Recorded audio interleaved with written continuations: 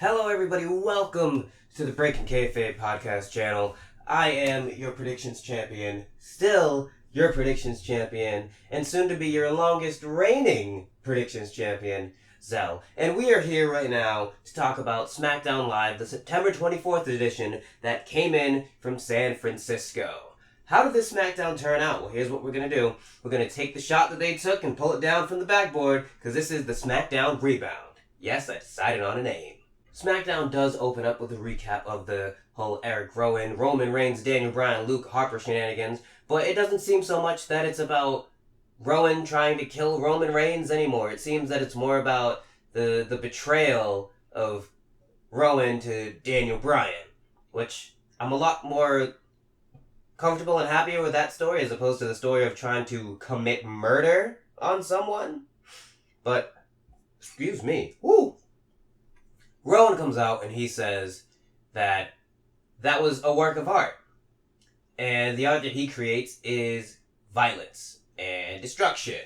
Rowan speaks on how people belittled him, but that's all changed now because might makes right. And if you can destroy and bring destruction, that makes you right. He says because of that, Roman Reigns knows that he's right, and Daniel Bryan knows that he's right. And that causes Daniel Bryan's music to hit as if summoning him from the back, and Daniel Bryan walks down the ramp to challenge Eric Rowan, essentially. He questions everything that Rowan says, and he says, if you want respect, fight me right now. So forget the essentially part, because we're actually going to get this match right now. There's already a ref out there. The bell rings, and Rowan from the jump just manhandles Daniel Bryan. He comes out looking very strong, like an absolute monster at that. And he is in firm control for a good majority of this match, even through the commercial break. Bryan does have points where he does do a little flurry of a comeback. He tries to chop down the big man, tries to cut his power out from under him. But shortly after that, Rowan just takes control again. There's a really nice spot where DB runs at him, Rowan catches him, lifts him up into a suplex position, slams him back down. Really mean bear hugger. And Rowan Daniel Bryan did a great job of making Rowan look really, really strong. And this is almost like underdog Bryan, like from a few years back, which is always nice to see. Rowan does catch Bryan when he's coming off the top rope, setting up for the Iron Claw, but Bryan counters it. He counters it into a guillotine and then into the label lock. And you start to think, Rowan's going to tap out. However, he doesn't. And that's really good, because that would have been the wrong decision. Rowan does get to the ropes, and then Luke Harper makes his presence known. And that's enough of a distraction, because DB rolls out of the ring, drop kicks Luke Harper over the table, but Luke Harper just gets up like nothing happened. DB gets back in the ring, and that was enough of it, because Rowan hit the Iron Claw, and that was the end of the match. Rowan got the win. After that, Harper and Rowan continue the beatdown. They go to set up the table to try to put Daniel Bryan through it again, and then Roman Reigns' music hits. Roman comes down to make the save, but the numbers game does catch up to him. Daniel Bryan eventually makes it back to his feet, and they even the odds. Daniel Bryan hitting a running knee on Luke Harper, and Eric Rowan sets him up for another Iron Claw, but Roman Reigns spears Eric Rowan, and they stand tall. Rowan goes to shake Daniel Bryan's hand and help him up, but Daniel Bryan slaps it away. He grabs a mic, and he says, do you people want to see me and Roman Reigns beat their disrespected asses? And the yes chants. And that was the loudest that this crowd got, because the San Fran crowd was not that great. That means it was even worse for 205 Live. We cut to one of those backstage promos with Michael Cole, and he is with the WWE Champion Kofi Kingston, but Kofi corrects him saying, no, you gotta do it right. The WWE World Heavyweight Champion Kofi Kingston. Which, he's right, Michael. Do it right. Michael asked Kofi why he would accept the challenge from Brock Lesnar, and Kofi said he made a promise to be a fighting champion, and he's just sticking true to his word. And he feels like he's at the top of his game. He's beaten a lot of people, Randy Orton, Dolph Ziggler, Kevin Owens. He feels like he's at the top of his game, and nothing can touch him right now. Though Brock Lesnar is unpredictable, he's at the top of his game. He said it like 3 times.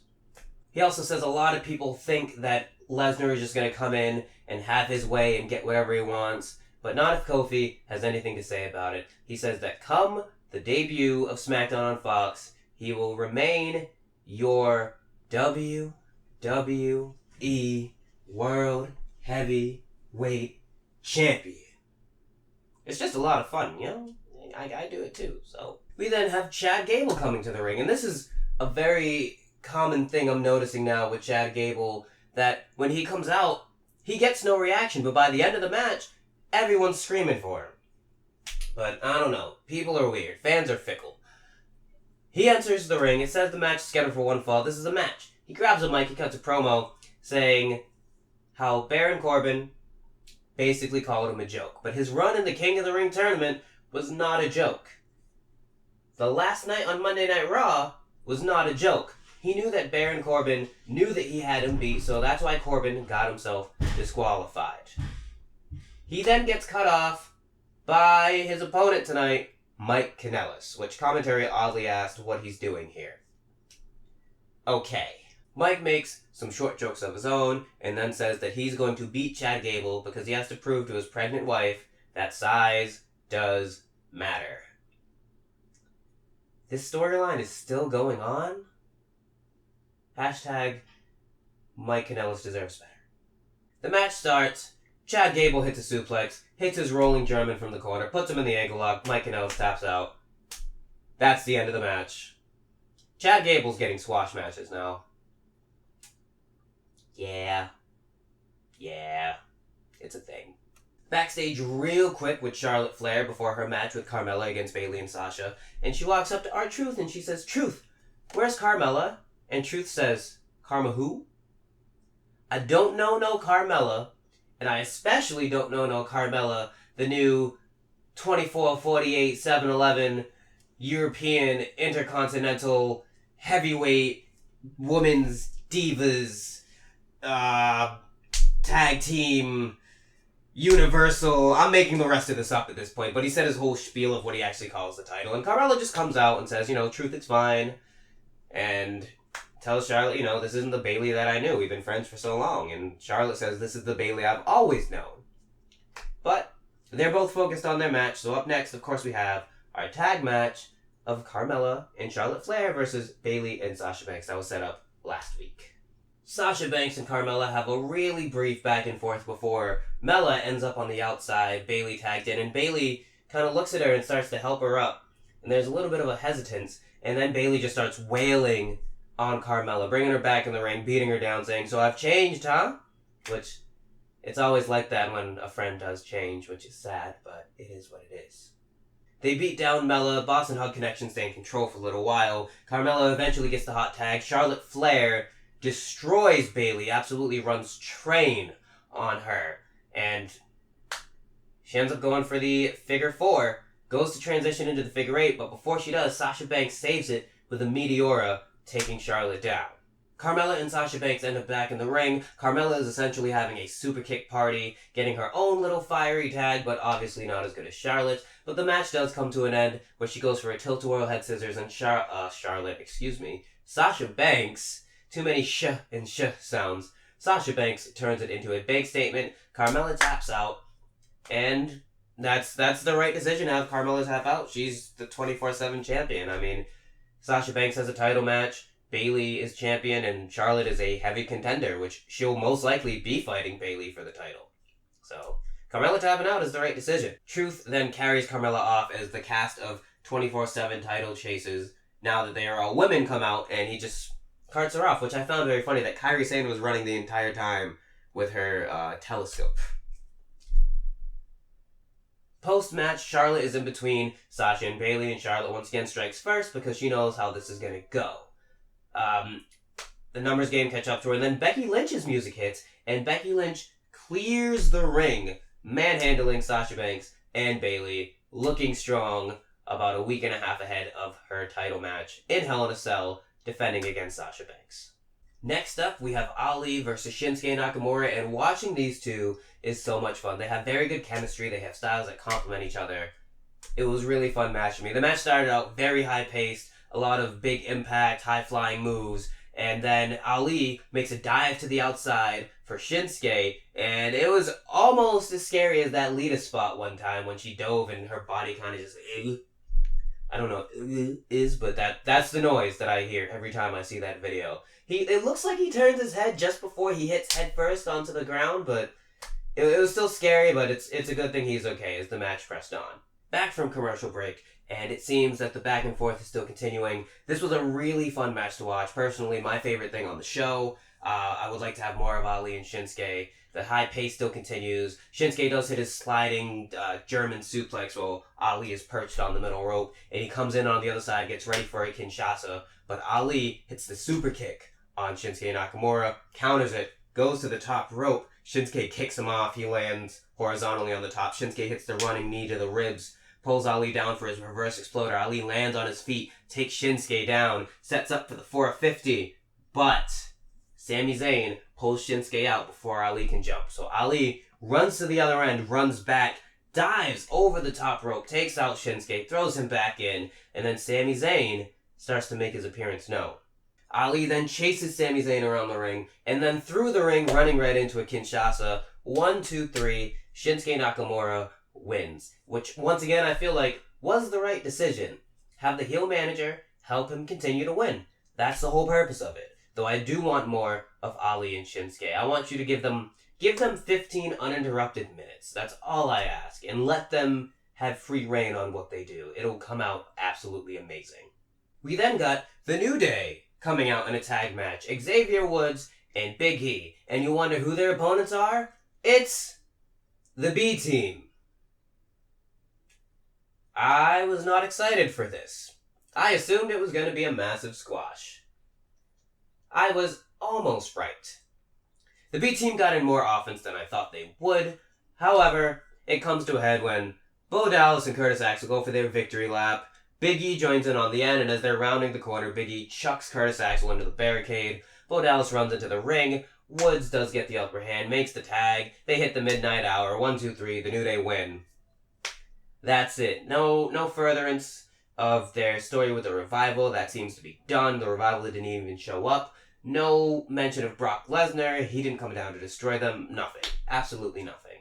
I feel like this didn't need to happen. This is just kind of a waste of a time slot, but hey, it is what it is. We then got the Kabuki Warriors versus Fire and Desire. The mismatched music versus the mismatched music. And I really do kind of hate the whole, I'm going to play like 10 seconds of your song, then you're going to play 10 seconds of my song, 10 of yours, 10 of mine. I don't really like that. Like, I feel like they should settle on one person's music, or they should just get new team music together. You know, it bugs me. It's a little thing that bugs me. I'm nitpicky like that. I apologize. The match, however, never really got underway. Like, it never really clicked for me, and I don't know what it was. There was nothing really of note either. Like I said, this crowd was a pretty bad crowd, so maybe that had something to do with it, but this match never really took off. There was a spot on the outside where Mandy is still selling her You'll Never Look Like Me because she has her cover of Maxim, and Kairi Sane went to kick it out of her hand, but she missed the first time, so she had to do it again, and it continued. I do want to point out she was handing out magazines in the back before their match. Otis came, asked for a selfie, took one, and Corey Graves got his own from Mandy, and on the commentary, they said, well, you and Otis have something in common, and he said, don't compare me to Otis, his uncle and his father are the same person. I got a real kick out of that one. But that's really it. They get back in the ring. Sonya Deville gets taken out after Mandy Rose gets taken down. Asuka sets up Mandy Rose, makes the tag. Kairi hits the insane elbow. 1, 2, 3. The Kabuki Warriors win. A team that I feel like heavily deserves better because they are so talented in the ring. But I feel like when Paige got hurt and had to go for surgery, that derailed almost anything they had planned for them, if they had anything planned for them. Which is really sad and really a shame. But either do something with them or make them singles competitors and make Asuka the monster that she was again. It's all I ask. All I ask, but I always ask for too much anyway. Main event time, and it's Shane McMahon, the best in the world!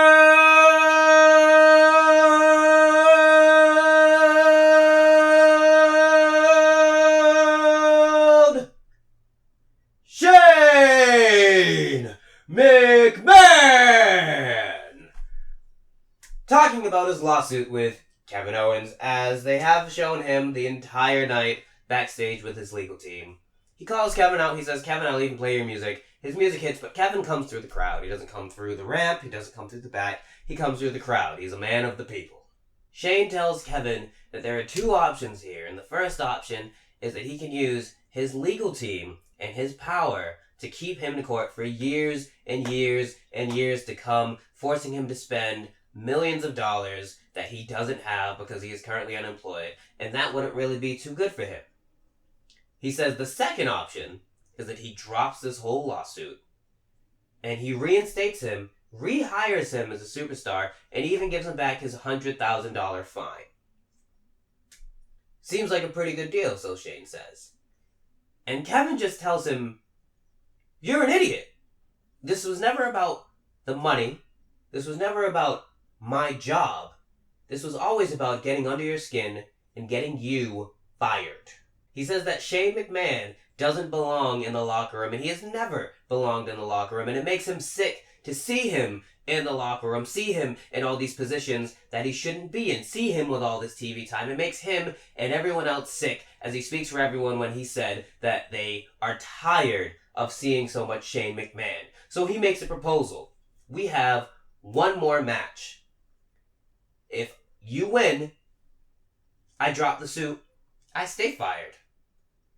And that's that. But if I win, you are gone from WWE. And it's not just going to be any old match. He challenges him to a ladder match, to which Shane accepts and says, you're on. This is going to be really interesting because, you know, Shane likes to jump off high things. Kevin Owens bumps off ladders like a crazy person. So, this should be fun, and hopefully this is the end of Shane McMahon on TV. Because I'm sick of this too.